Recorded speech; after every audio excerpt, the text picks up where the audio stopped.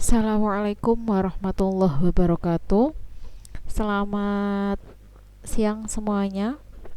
Bagaimana kabarnya hari ini? Semoga semuanya dalam keadaan sehat ya, tidak kurang suatu apapun. Eh, pada kesempatan kali ini, Bu Vina akan menjelaskan sedikit ya untuk awalan eh, job sheet PT Jayatama ya. Jadi saya tekankan kembali kenapa kalian diberikan tugas selama magang ya. Karena 3 bulan ini waktu yang cukup lama ya, sehingga dikhawatirkan nanti kalian malah lupa semua materi-materi akuntansinya, jadi bubar ya. Jadi untuk menghindari hal itu, Bismillah ya, disisipkan tentang job sheet PT Jayatama ini dengan harapan kalian juga bisa mengikutinya dengan baik. Ketika ada pembahasan, ketika ada pemberian materi di grup BA, kalian ya harus konsisten untuk menyimaknya setiap minggunya. Seperti itu, jangan lost begitu aja, jangan pura-pura cuek ya, jangan pura-pura tidak tahu, tapi harus benar-benar diikuti karena ini untuk masa depan kalian sendiri. Oke ya. Jadi nanti kelas 12 itu KBM itu tidak akan lama ya. Di semester 2 bulan Februari itu kalian sudah melaksanakan yang namanya UKK, uji kompetensi keahlian. Yang namanya UKK itu adalah pengerjaan akuntansi dari awal sampai akhir, di mana sampai dengan menghasilkan laporan keuangan. Dan di UKK ini biasanya, bukan biasanya ya, memang selalu itu yang menguji dari pihak luar. Ya, jadi kompeten atau tidak kompeten itu tergantung nasib kalian masing-masing. Makanya harus dipersiapkan dari sekarang ya. Nah, di sini Bu Fiona sudah menuliskan ya untuk timing atau pengerjaan job si Jayatama ini. Kita mulai dari tanggal 1 bulan Juli ya. Bulan Juli ini ada 4 atau 5 minggu ya. Nah, itu sudah saya sisipkan materi-materinya ya. Nanti kalian simak di grup PKL masing-masing. Minta tolong grupnya jangan diarsipkan, jangan di silent, tapi selalu dipantau dan kalian juga mengerjakan ya. Jelas ya. Bulan Juli, Agustus sampai dengan September di tanggal 5 ya, karena nanti tanggal 6 sampai 11 itu review, kemudian kalian sudah persiapan kembali ke sekolah. Nah, untuk materi awal-awal itu yang pertama memahami kebijakan akuntansi, kemudian memahami akun-akunnya dan memahami bentuk ataupun jenis dokumen transaksi. Ya, jadi job sheet Jayatama ini merupakan latihan soal ya tahun 2021, yang mana soal ini sangat kompleks ya. Kita mulai saja langsung. Nah, jadi nama perusahaannya yang akan kita kerjakan adalah PT Jayatama. Alamat Jalan Ki Hajar Dewantoro 114 Jakarta Pusat, bla bla bla bla, email dan lain-lain. Jadi biasanya soal yang digunakan untuk ujian manual atau ujian dengan menggunakan kertas itu juga sama akan kita gunakan dalam ujian MAYOP.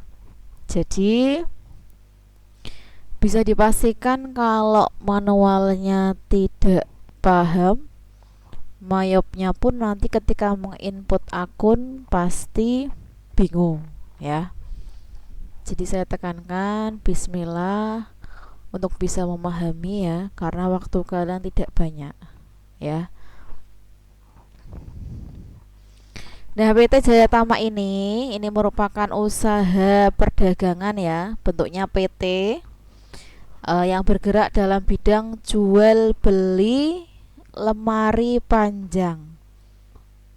Saya ulangi, jual beli lemari panjang. Jadi perusahaan tersebut membeli barang dagangan secara kredit dari beberapa distributor dan kemudian menjualnya secara kredit ke beberapa toko di Jakarta dan sekitarnya. Perusahaan ini dijalankan oleh Bayu Berliana sebagai pemilik ya, dibantu oleh 5 orang pegawai. Ada 3 sales, ada 3 supir dan 3 kurir, serta 1 orang tenaga administrasi. Nah, sebelum mengerjakan suatu job sheet ya, job sheet apapun itu, baik di UKK maupun di uji kompetensi maupun di lomba-lomba, itu yang harus dibaca pertama kali adalah kebijakan akuntansinya. Lihat ya, kebijakan akuntansi, karena ini adalah ruhnya atau intinya.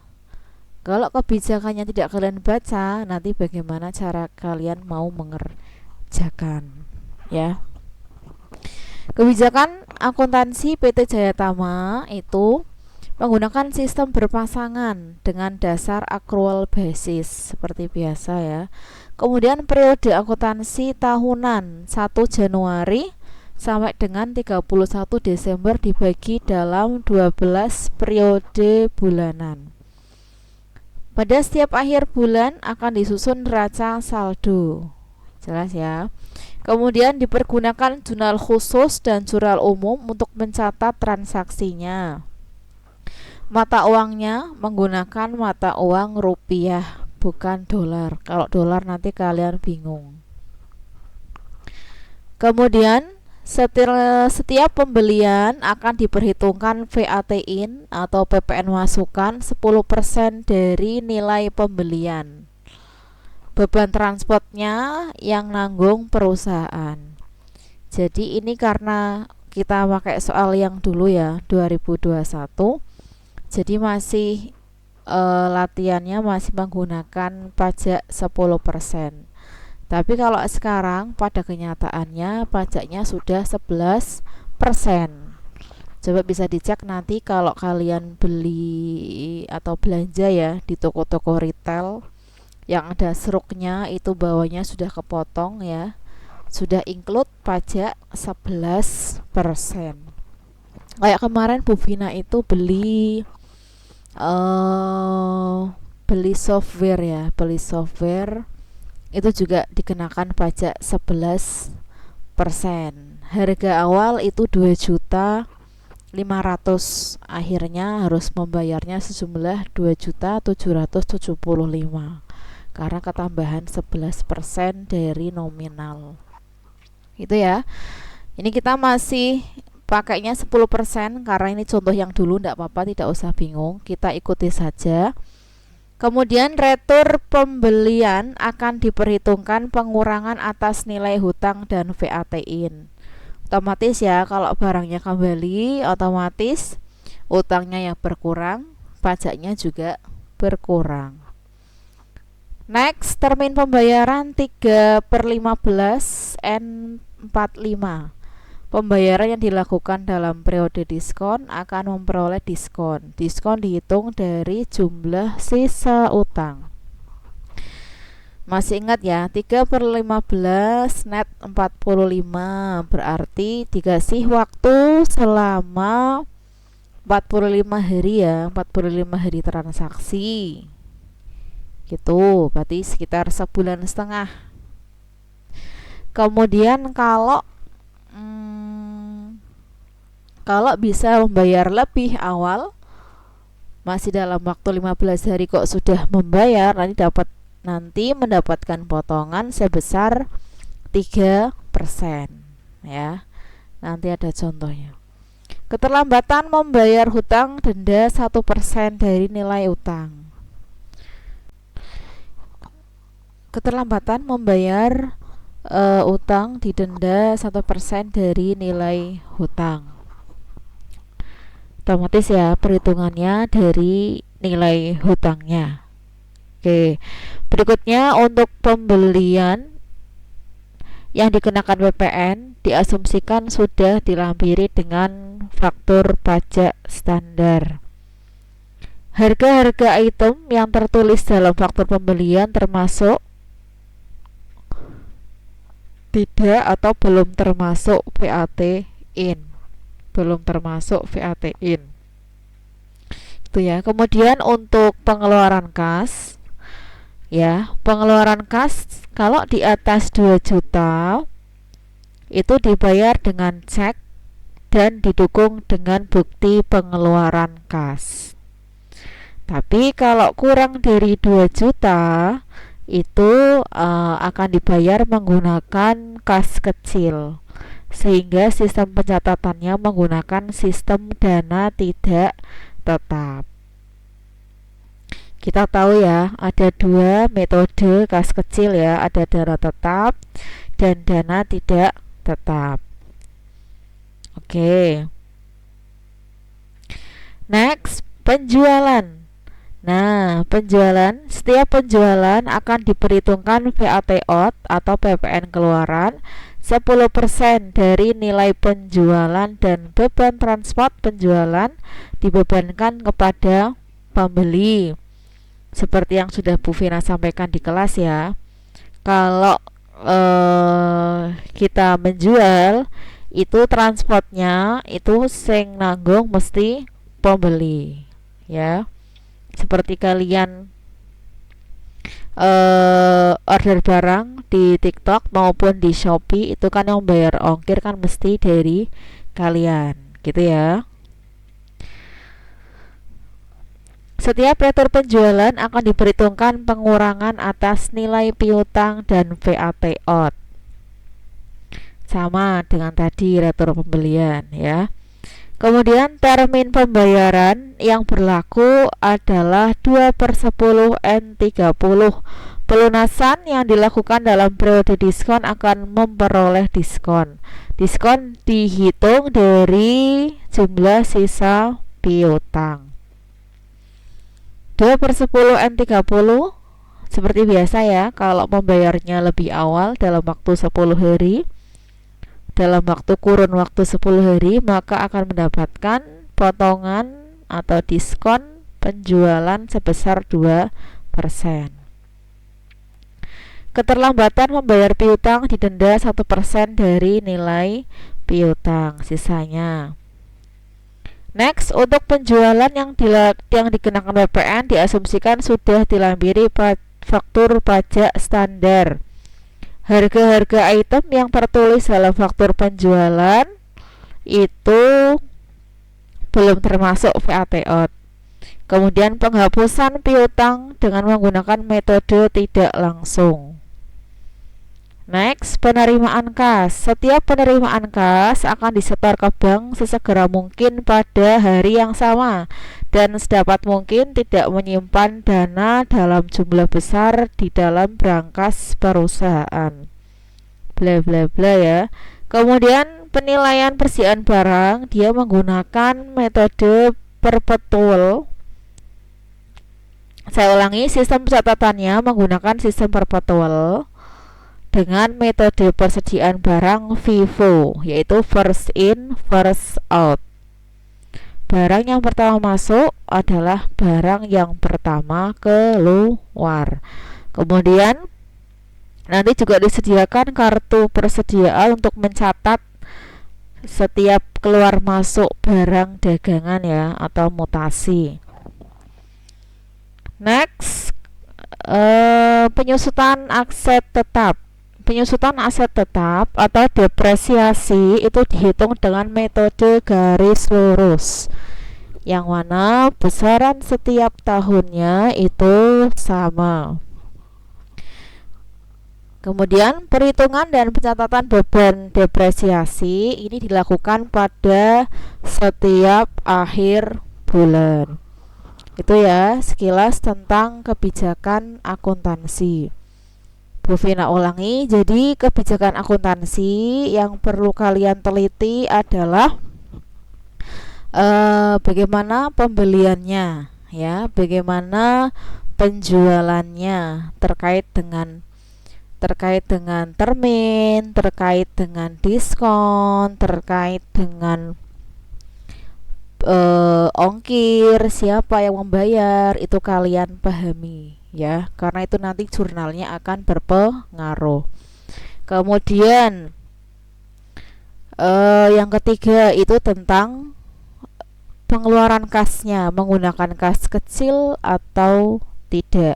Kalau menggunakan kas kecil itu pakai metode apa? Metode tetap apa metode dana tidak tetap? Nanti akan kita bahas lebih lanjut lagi ya. Kemudian yang keempat itu tentang metodenya ya, metode atau sistem perpetual. Kemudian tentang persediaan barang dagangnya menggunakan apa, apakah FIFO, apakah LIFO, apakah average ya. Jadi kalau mau membaca sekilas itu tadi hal-hal yang harus kalian tangkap ya, seperti itu.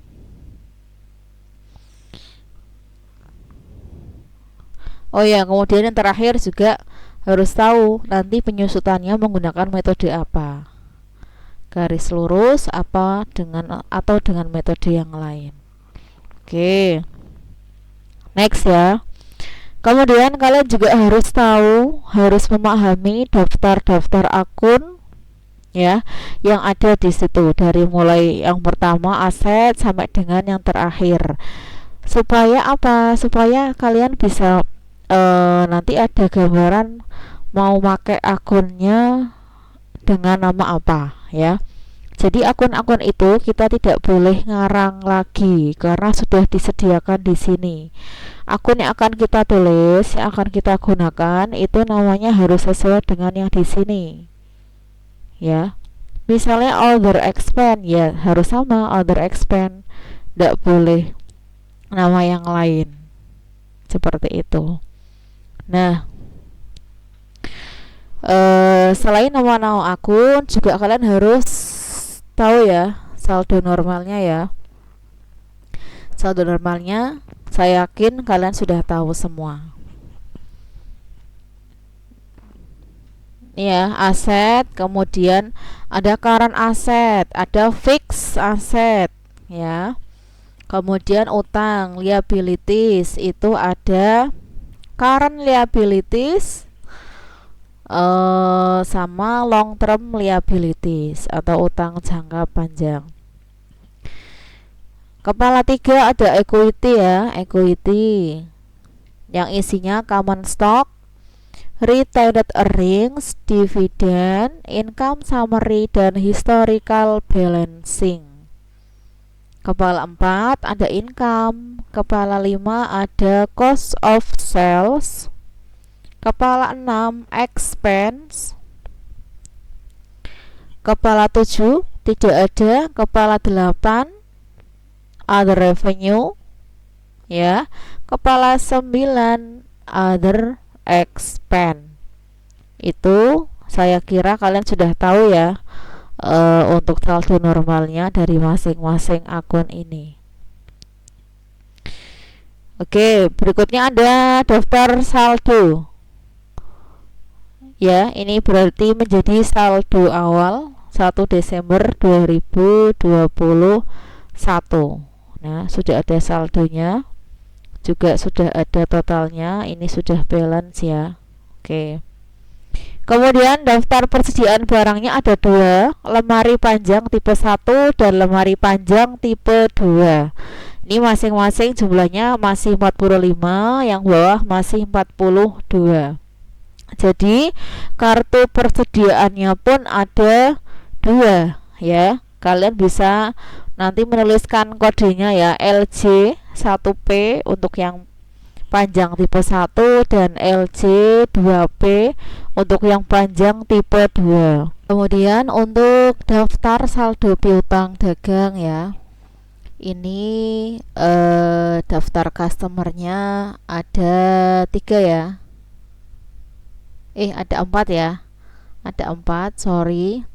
Yang pertama toko Armida, kemudian toko Lavender, toko Marvelo, dan ada toko Berlan.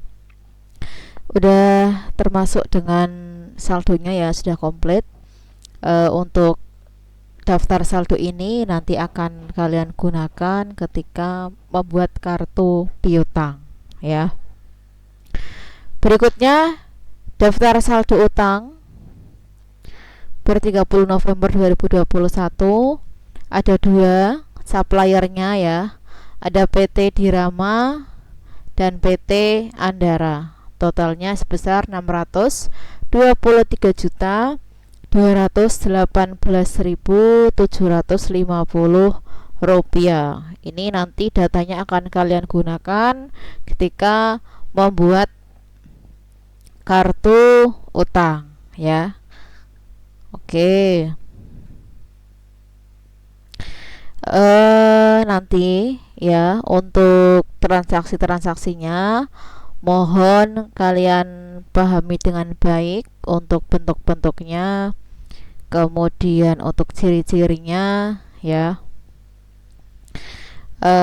Nanti akan dibahas lebih lanjut. Namun sebelumnya sekilas Bu Vina mau membahas tentang kas kecil terlebih dahulu ya.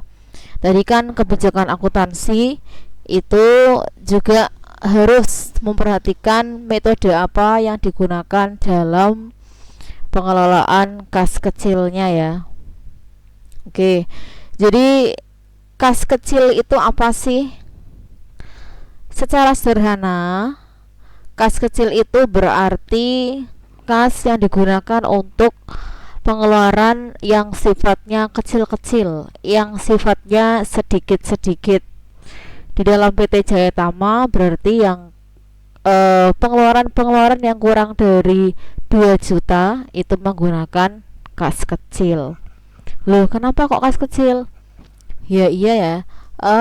Kalau paling kita mau bayar listrik, bayar telepon yang palingan harganya itu sekitar 200.000, itu berarti kan uangnya harus ready ya, harus ready langsung, ibaratnya di dompetnya itu udah ada, tidak usah tarik tunai ke bank ya, tidak usah mengambil dulu ke bank, uang itu sudah ready.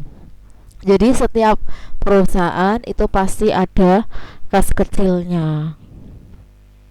Nah,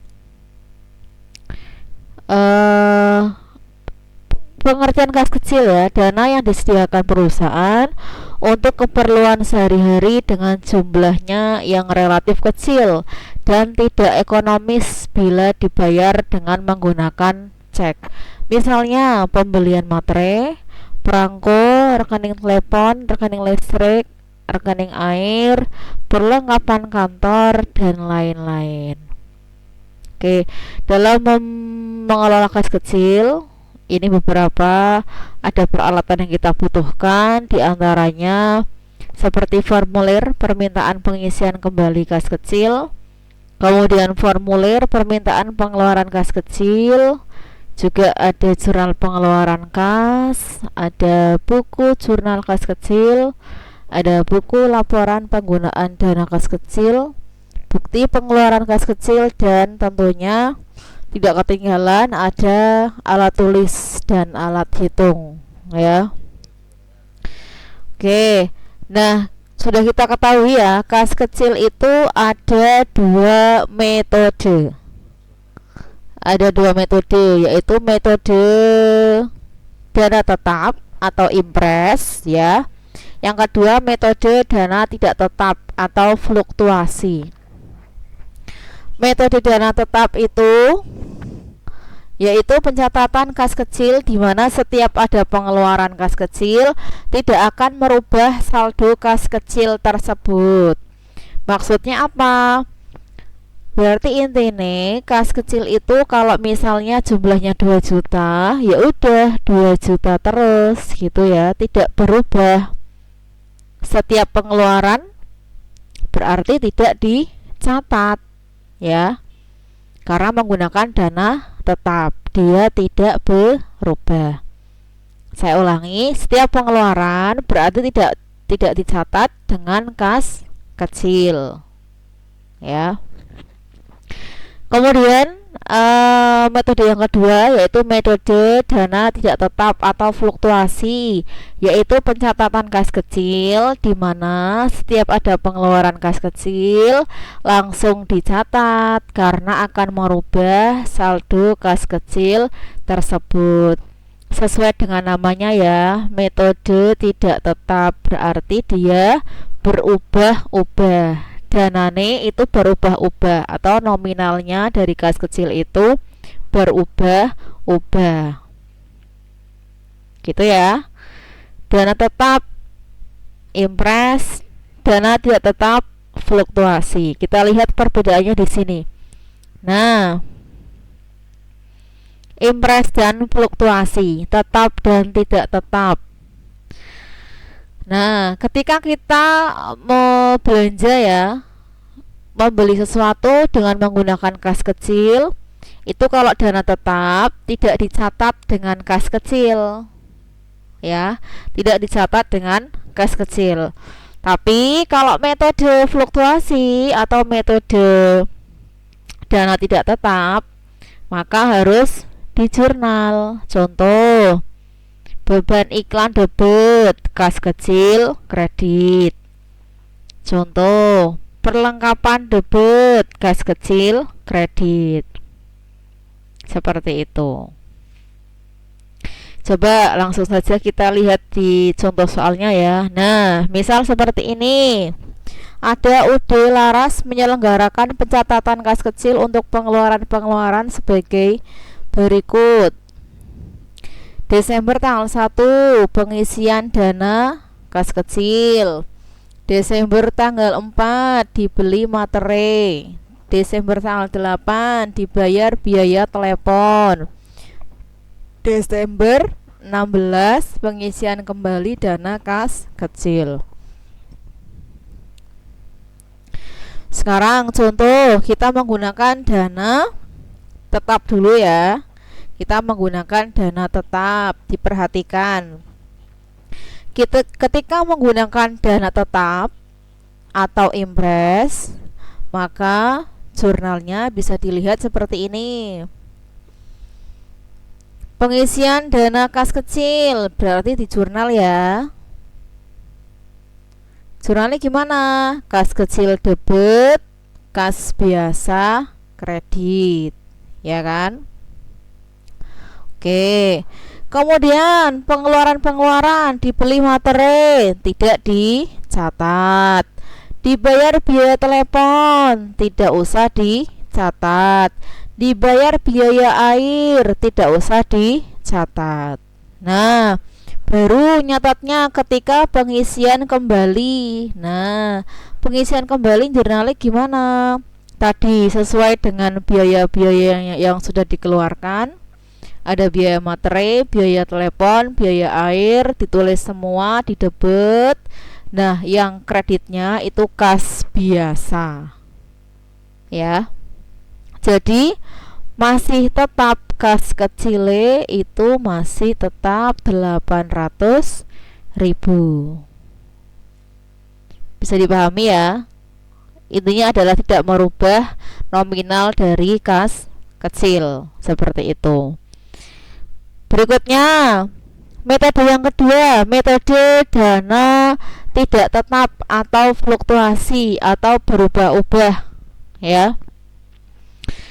Jurnalnya Desember tanggal 1 berarti sama ya. Kas kecil debit, kas biasa atau kas aja kredit. Gitu ya. Nah, kemudian pengeluaran-pengeluaran menggunakan kas kecil otomatis dicatat. Desember tanggal 4 biaya materi debit, kas kecil, kredit. Oke. Saya ulangi, Desember tanggal 4 berarti kan biaya materi debit, kas kecil, kredit. Desember tanggal 8 biaya biaya telepon debit, kas kecil, kredit. Biaya air debit, kas kecil, kredit. Nah, kemudian ketika pengisian kembali dana kas kecil pada tanggal 16 sudah tidak lagi menyebutkan biaya-biayanya. Ya kan? Jurnalnya gimana? Nah, jurnalnya berarti kas kecil debit, kasnya kredit. Nominalnya berapa? 125 seharga beban-beban yang sudah dikeluarkan. Berarti 35 tambah 60 tambah 30. Totalnya 125. Nah, coba nanti di cross check lagi ya, dipahami lagi perbedaan antara dana tetap dan dana tidak tetap ya, seperti itu. Oke, itu sekilas tentang kas kecil ya. Untuk job sheet PT Jaya Tama itu nanti kita lanjutkan dengan membedah masing-masing dokumen transaksi ya. Ini ada banyak sekali dokumen transaksi.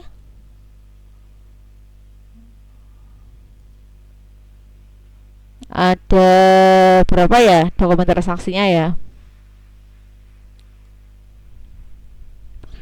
19, 20, 21, 22, 23, 24, 25, 26. Ya, ada 26 dokumen transaksi. Nanti kita bahas satu persatu sambil kalian siapkan lembar jurnal khususnya ya. Jurnal khusus, jurnal umum, buku besar pembantu utang, buku besar pembantu piutang, kemudian kartu persediaan ya. Boleh kalian lepas itu map Snell hektarnya, bisa kalian jejer ya, bisa apa namanya, dikeluarkan semua juga tidak masalah, biar memudahkan kalian dalam mengerjakan ya. Kemudian saya menyarankan untuk dikerjakan pakai pensil dulu aja supaya nanti tidak banyak coretan-coretan. Dan saya minta untuk selalu berusaha mengerjakannya sendiri ya.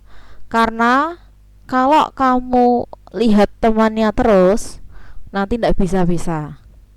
Karena nanti UKK itu ujiannya individu, bukan berkelompok. Jadi pikiran kalian itu harus ada materinya ya, tidak kosong blong. Nanti bisa menjawab. Karena akuntansi itu adalah proses ya. Proses akuntansi itu adalah seni. Seni kita dalam mencatat, seni kita dalam merangkum, seni kita dalam melaporkan atas pekerjaan yang sudah kita buat ya. Berupa apa?